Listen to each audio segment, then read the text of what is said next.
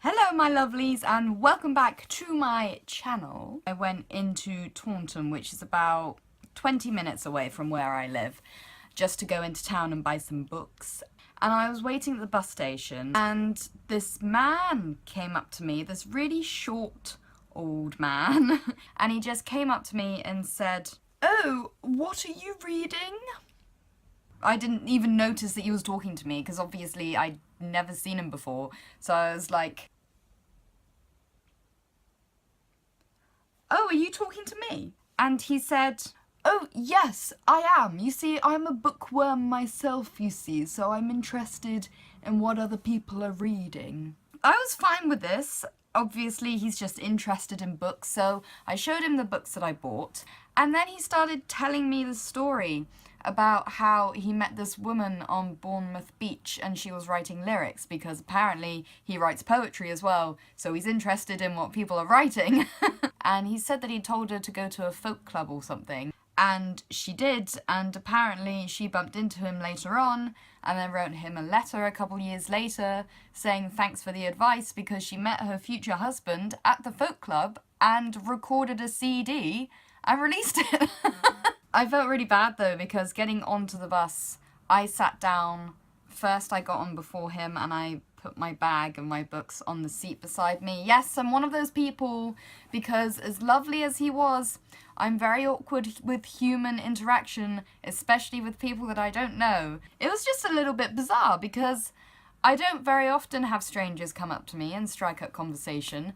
I don't know why. Maybe I'm just not very approachable. Maybe it's because I make myself unapproachable because I don't want to be stuck in one of those awkward situations. My manager was off recently because she'd injured her finger. I might have said this in a previous video, I can't remember. And so we had an assistant manager from another shop, another bakery, come in to cover her hours. When it came to us doing the first shift together, just us two, which was an afternoon, me being me, didn't think and did everything as normal as how I would normally do it, and so I was finished by 5:05 and he had finished cashing up by 5:10. And I hadn't thought that we would have to engage in conversation with each other for 20 minutes. He's absolutely lovely and he was great to work with, but I'm just not very good with talking to peeps. So we got changed and everything and we were sat in the staff room and we're in complete silence. I started humming just to break the silence, which is, I shouldn't have done it, I know. And the only line I could think of to ask was, "So, do you come to this town often?" Basically, do you come here often? This is date talk I'm going to, but for some reason, this is the only thing that I can think to ask, even though it's so, again, stereotypically. He reciprocates and, answers the question and says that he's never been here before. My response to him is, "Oh, you should take a look around while you're here, and we have a park. That's nice." And why am I telling him about this anyway? He's just sitting there and nodding politely to agree with me, like, "Oh yeah, you should, yeah, have a look around." Then silence falls again. "So, you've got to drive home now, I guess?" Obviously he's got to drive home. He's 20 minutes away from where he lives, and that's a 20-minute drive. He says that, yeah, he's got to drive home. "Oh yeah, where do you park when you come here?" So he tells me where he parks, and he says that it's really cheap in this town compared to where he lives. And I really stupidly reply, "Oh really? I live in town, so I don't have any need to park in the car parks here because I just park opposite my house.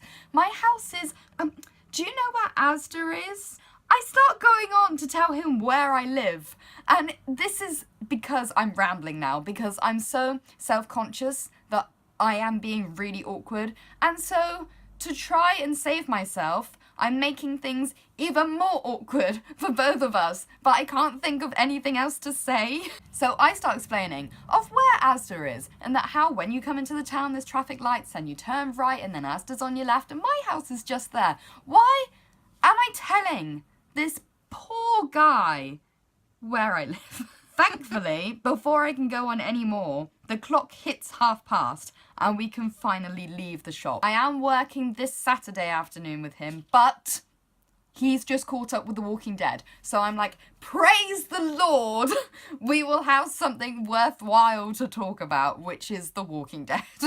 Speaking of fandoms, I've started rewatching Merlin on Netflix. It's said to be one of the most accurate representations of the Arthurian legend, and I am so obsessed with it again. I was obsessed with it when it was on, but I was quite young. I wasn't young. How old was I? 13 when it came on. I've gone back to revisit it. I have the box set. I've had it for ages, but I haven't bought myself to rewatch it.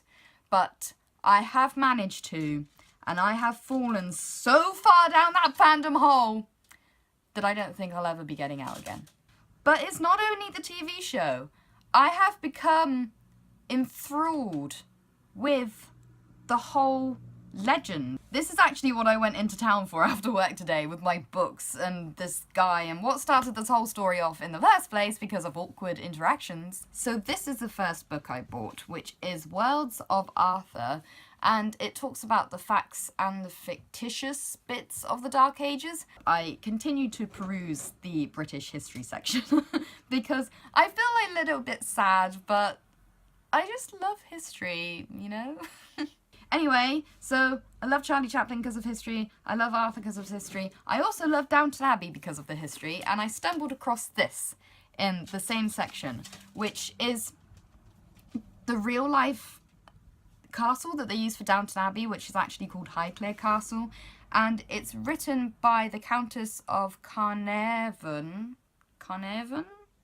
So yeah, I'm gonna be teaching myself all about Arthur and his sword and Guinevere and Morgan Le Fay, which is Morgana in the TV series. I'm going to be an awkward historian by the end of all of this.